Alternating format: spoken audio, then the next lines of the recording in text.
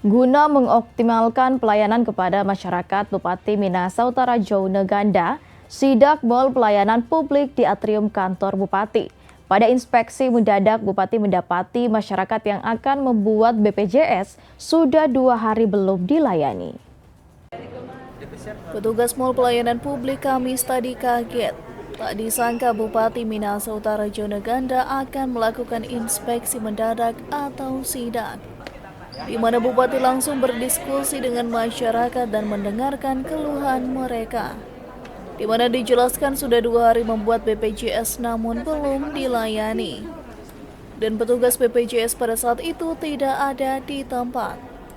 Merespon hal tersebut, Bupati langsung menghubungi dinas terkait melalui telepon seluler dan langsung meminta klarifikasi terkait kendala dalam pengurusan BPJS. Kali baru jaringan terus, dia bilang masih jaringan, makanya tadi pas Bapak datang, toh jadi orang langsung tunggu lagi.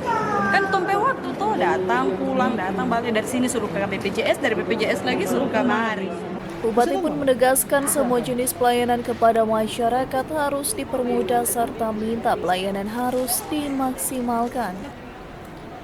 Bupati juga mengingatkan kepada petugas untuk selalu berada di tempat jika ada kendala jaringan harap diberitahu kepada masyarakat. Dari Minahasa Utara, Brian Umbo melaporkan untuk Kawanua TV.